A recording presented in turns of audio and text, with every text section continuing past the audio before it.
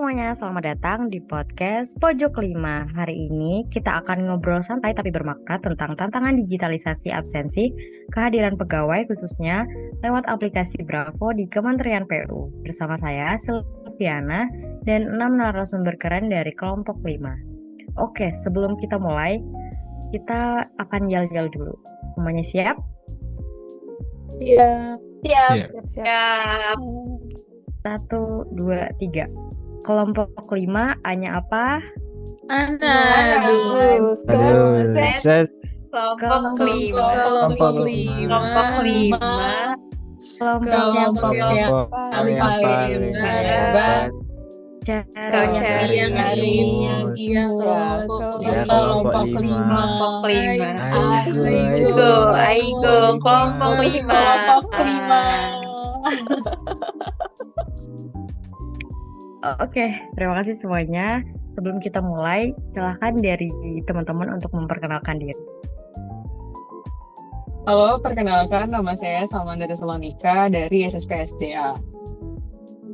Saya Samantha dari One SDA Nasional. Saya Septian dari Inspektorat Jenderal. Saya Valen dari Settijen SDA. Saya Vera dari PPIW. Saya Zahra dari BCKW 3 di Jakarta.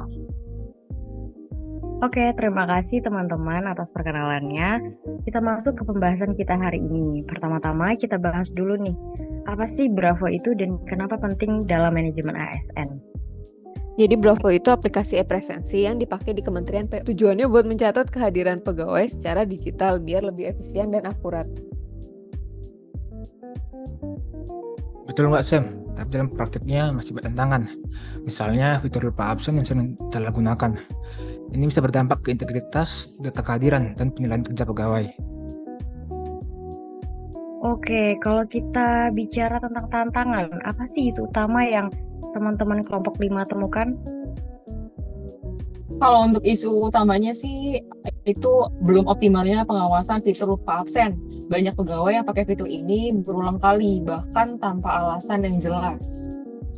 Nah, betul tuh. Dan sistem Bravo belum punya verifikasi wajah. Jadi potensi titip absen atau manipulasi foto untuk absen itu masih terbuka lebar. Ini jelas mengganggu akurasi data dan kedisiplinan ASN sendiri. Oke, kalau gitu bagaimana sih dampaknya terhadap manajemen ASN dan konsep di Smart ASN? Dampaknya besar ya, penilaian kinerja jadi nggak objektif karena data kehadiran bisa dimanipulasi. Ini bertentangan dengan prinsip Smart ASN yang harus transparan dan berintegritas.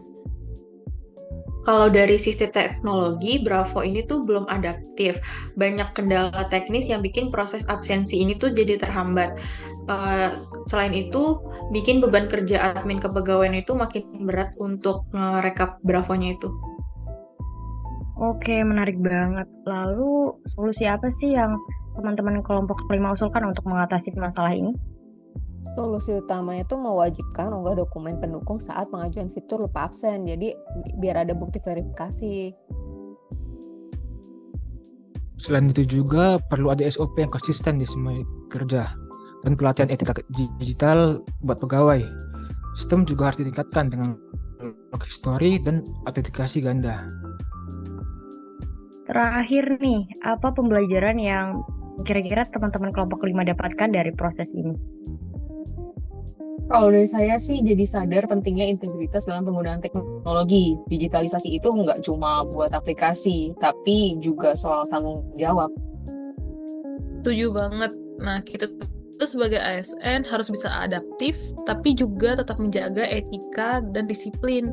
Smart ASN itu bukan cuma pintar tentang teknologi, tapi juga punya karakter.